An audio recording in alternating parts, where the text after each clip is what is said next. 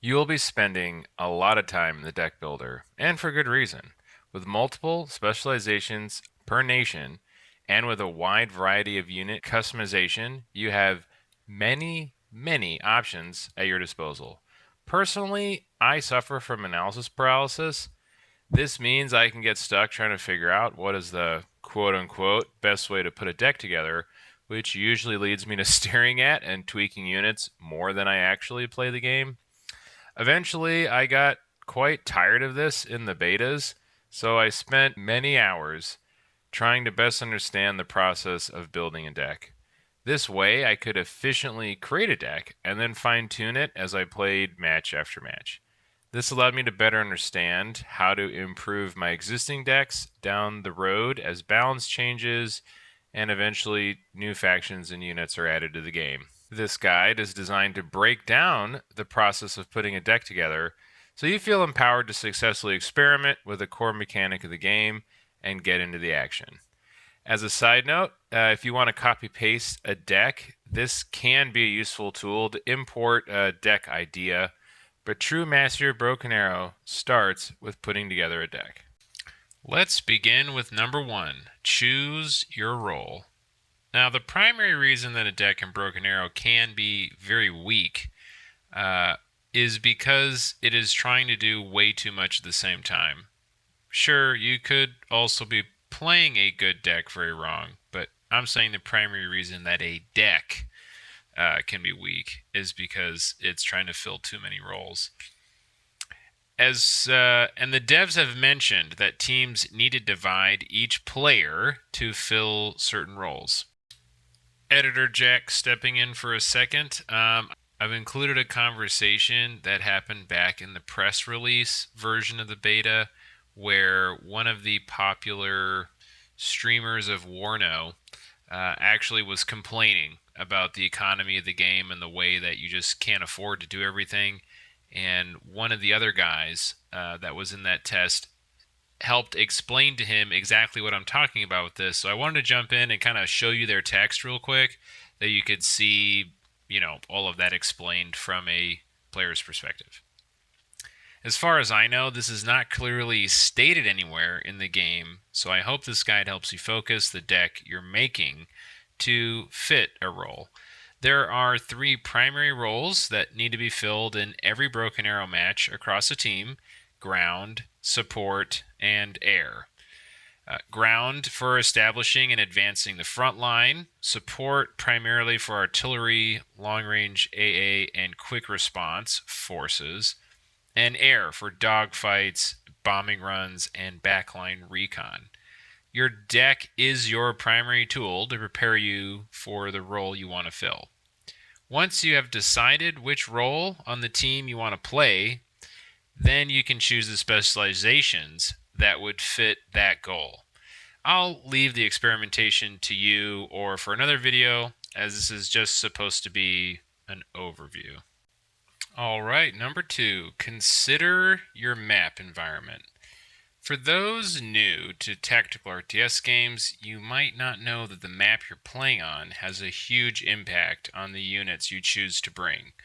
So, in a forested map or in an area of the map with plenty of tree cover to hide in, short range units with shotguns and rocket launchers and heavily armored tanks are going to be needed to push through the forests because a weapons team with like a heavy machine gun or a javelin or a cornet don't have the range they need to be effective. Those units, you want to keep them very far away.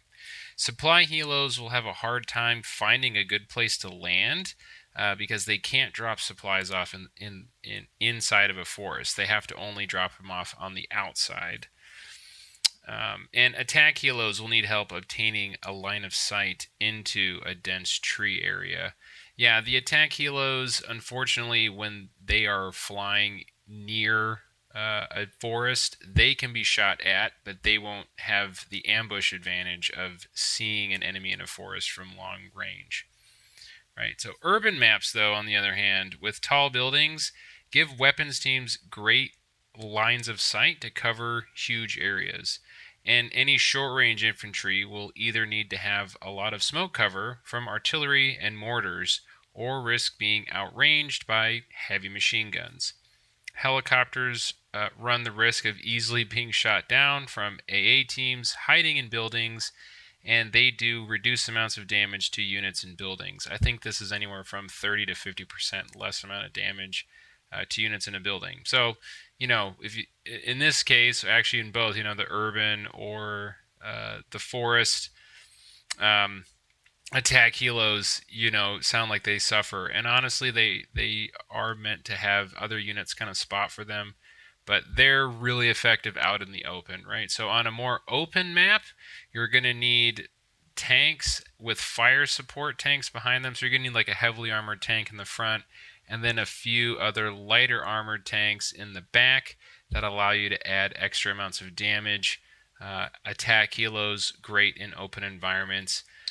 So you really want to consider your map environment in that way. So, okay, you've chosen your role. Let's say you want to be a ground player, and you're going to be focusing on getting a lot of units to the front line and supporting yourself with tanks and AA to prepare a push.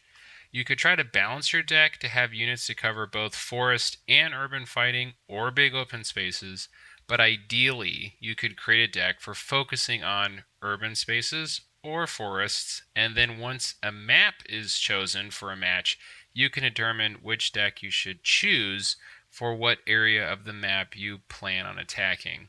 Because not every map is going to be just forests or just urban cities. Some are more heavily one way or the other, but on a mixed map, you can choose amongst your team that, hey guys, I'm going to be bringing an urban deck. I'll attack this area of the map, and then that way your deck is very well suited for the engagements that you're going to be in. All right, and lastly is number 3. Pick your hero units. Big air quotes there.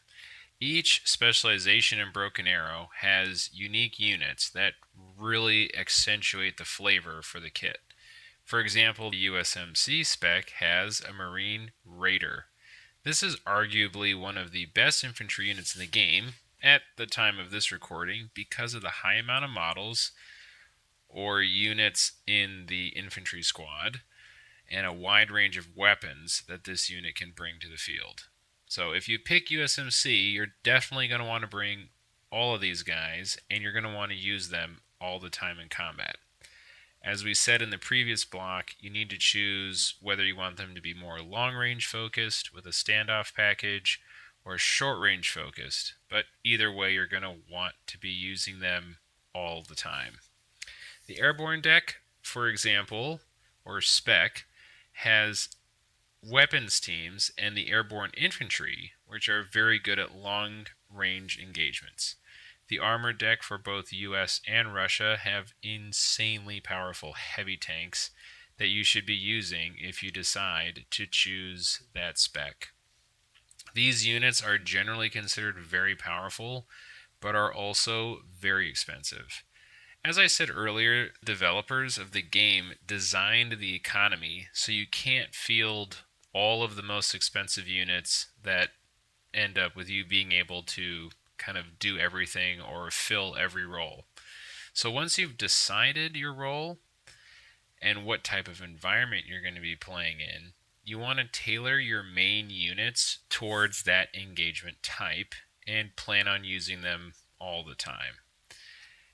So now the rest of your deck is going to revolve around supporting those units and completing your role. So let's go back to our ground roll example.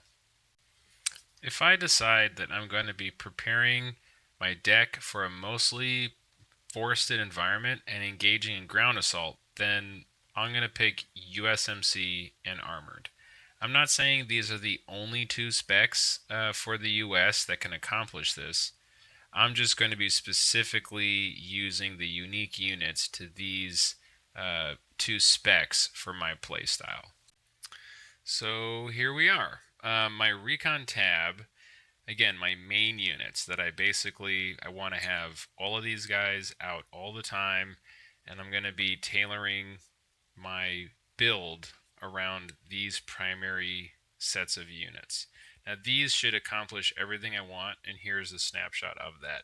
So in my recon tab, I'm going to go with 4 Cav Scouts right? These guys have Javelin for AT. They're only a 3-man squad, and these Javelins only have 3 shots, but their recon ability is very good, and that Javelin's very powerful. I'm going to be bringing with them 4 of these AMPVs.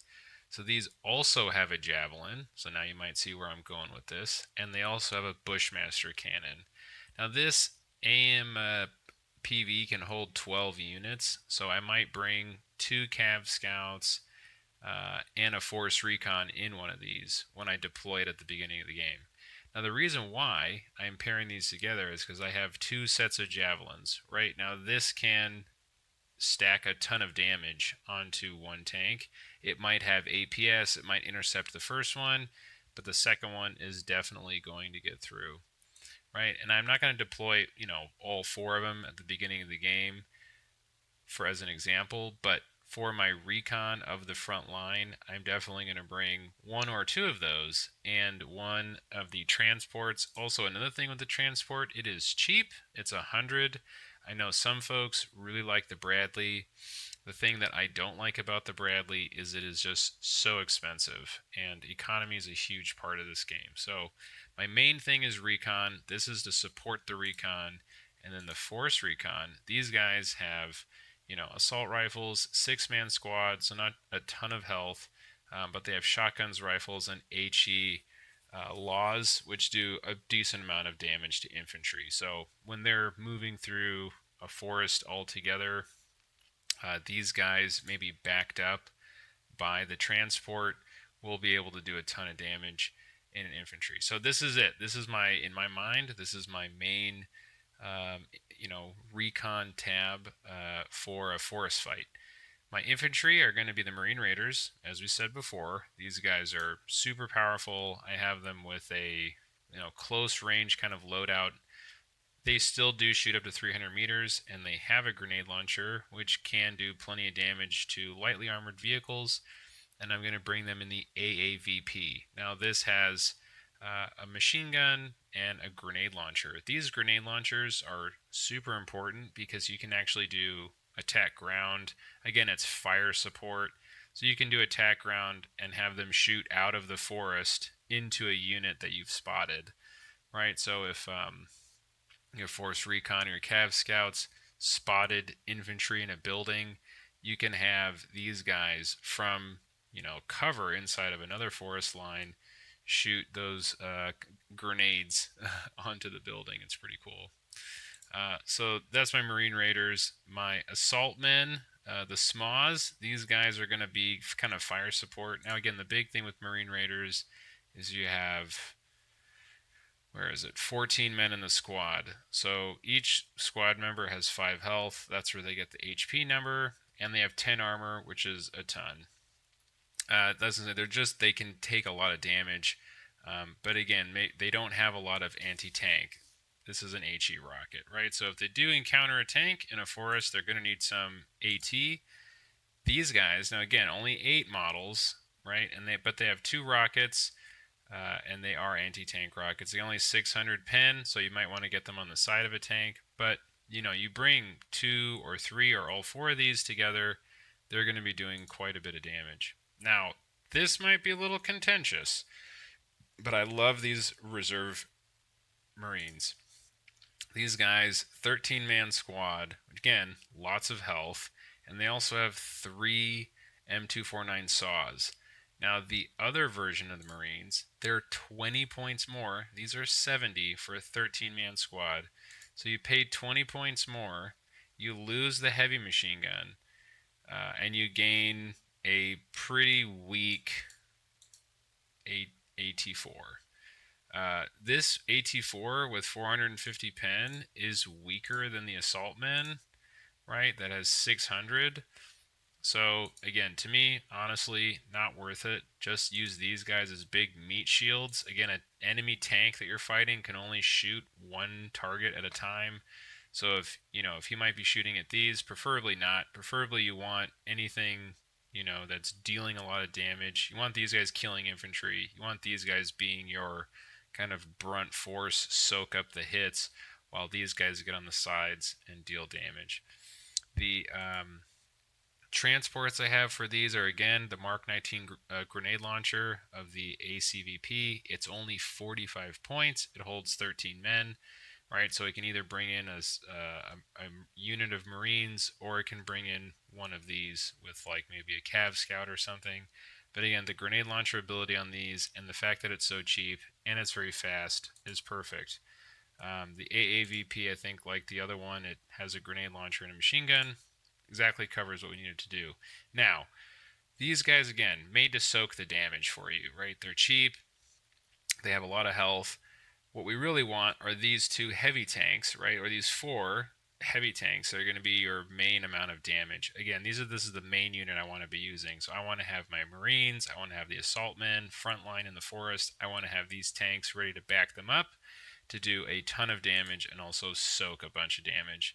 They have, basically the difference. Now you're seeing like two of these SEP V3s and the SEP V2s. The difference in cost on these is only 90 points, and the difference between them is pretty marginal, right? This thing has like 1400 explosive armor and 850 of the high pen armor, I guess. You see damage values in this heat explosive, and then this is like a kinetic damage. So this is 1400 850, and it has HE ammo.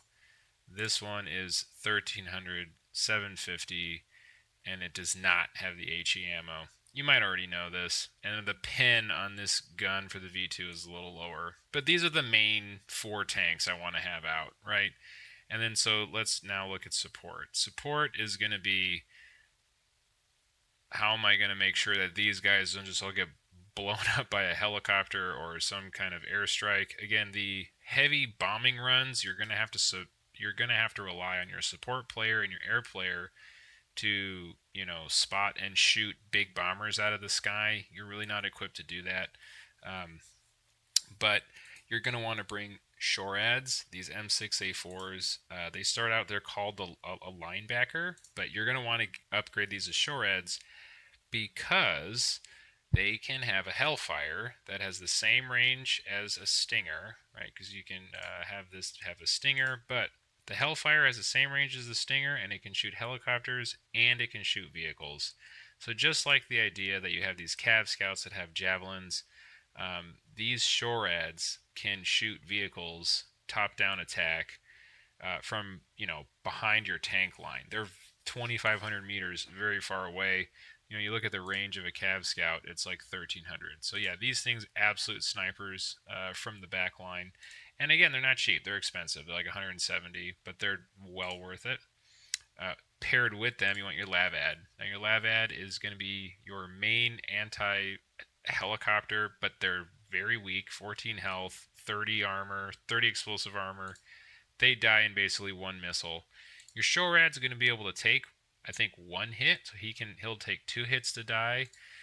But the idea is you're going to want probably 2 of these and 2 of these out at the same time while you're building up your forces, right? And then to now support all of this, right? These things are going to need ammo, they're going to need health, is your logistics, right? You're going to need an LVSR and the LAVL. This brings in a ton of supplies, 15 tons at a time. And it is decently fast at 100 kilometers an hour. But actually, what I use these for is not so much bringing in the supplies, but managing my supplies once I've dropped them off on the field. In your first kind of send off of like wave of units when at the start of the game, I may definitely have an LVSR with like 5,000 supplies to heal my units as they get into that first engagement. You don't want, like, the last thing you ever want in the middle of a match is to have 2 or 3 or 4 units sitting there subtracting from your income, but being so weak that they can't do anything. So as soon as the engagement's over, you want to be able to have a supply truck ready to bring the supplies to that unit, drop them off, heal them, and then pick the supplies back up and move back, right? So you have your LAVL. Now, again, this thing, when you want to drop supplies off, you're going to be dropping off it drops all of them off at the same time. So if you have 5 tons, 10 tons, whatever, it's going to drop them all. If you want to have less, like 2.5 tons in a smaller vehicle, you can put them in this LAVL.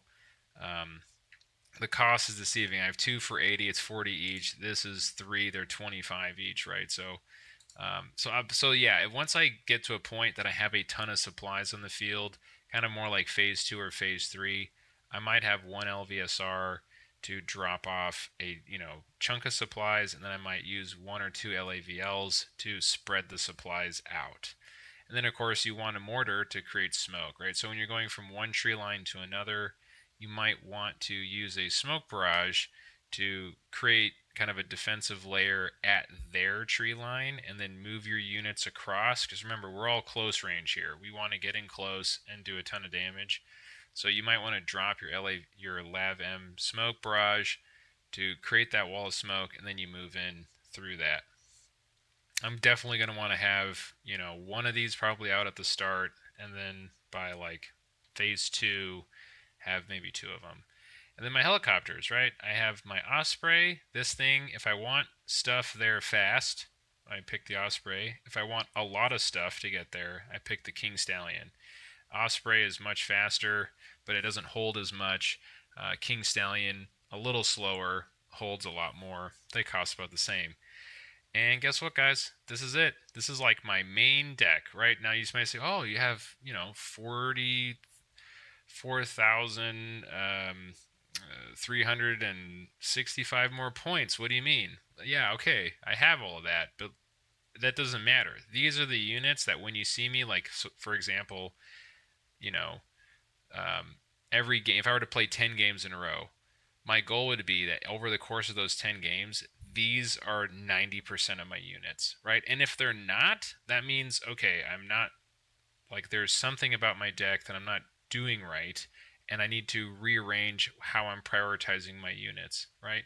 But this is how my playstyle needs to be focused because, again, the devs, and I know some people don't like it, but the reality is the way the economy of the game is made, if I were to actually field all four of these, if I had all my AMPVs out, if I had all my assault men, all my Marine Raiders, all my reserve Marines, all four of these tanks, all eight of these, if I actually had all of this on the field at one time, like ask anybody, I would have a steamroller of like an army just waiting to smash anything in front of it.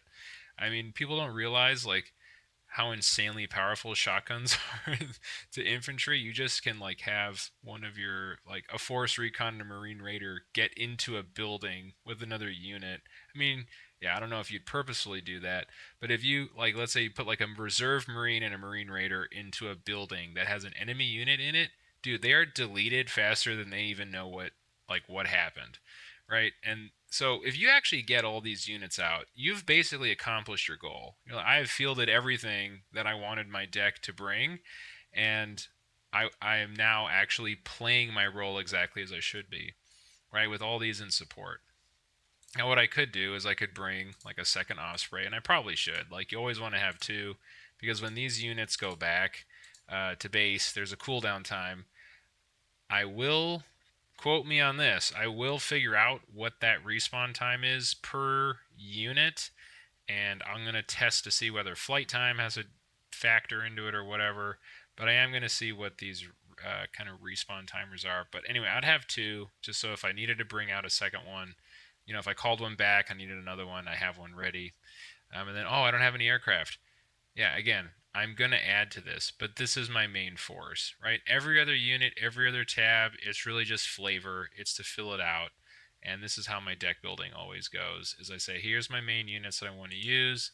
And then, okay, what else could what is something I might potentially need? Oh, if I have like and I might this is where I might experiment to see like kind of what other fun units are that, hey, I'm not going to be using them in my main force, but okay, I'll bring a IFAV just to check it out. Okay, it's scout car, very fast, decently, has a decent amount of vision. Oh, okay, maybe I put a anti-tank tow missile on it and go hide it in some cheeky corner of the base or of the map. Sure, cool. All right, let me. Okay, I'll bring a scout sniper. Maybe I find an opportunity for them to fire support my infantry from like a hill. Like maybe there's like, oh, hey, look, there's a high ground on this side of the map. I can sneak them over there, and then while my units are moving around, these guys can be sniping, from that tree line. Um, this is all just part of now me experimenting. And honestly, the point of this guide is that you guys feel confident that you can like build a deck and keep it simple, right? That hey, these are the main units I'm going to build, and then hey, I'm going to now experiment, fill out these last, 4,000 points with whatever I might want to bring, and really make that your goal. That every deck you build is yours. You know exactly what your focus is. You know exactly what you want. And then after the match is over, you're like, huh, this idea I had totally sucked. And I really needed this. And then you can go back into your deck and, either change specs or remove or change things that you feel like didn't really work the way you wanted, knowing that, hey, this is my baseline. And then you build out on it from there. So, look, guys, I really hope this helped. I am going to do a bunch of how to videos on all different aspects of the game, but I really think going into launch, and for anybody that wants to really get into Broken Arrow and just kind of get over the hump, of how to play this game and make it like really engaging and fun between every match, is with this deck building. So I hope this helps. Love to see if you guys have any other ideas on things you want to see. Please let me know what other videos you want. I am pretty obsessed with this game. It's definitely hit that kind of special spot in my my brain, for everything I love about an RTS. So love you all. See you later. Bye.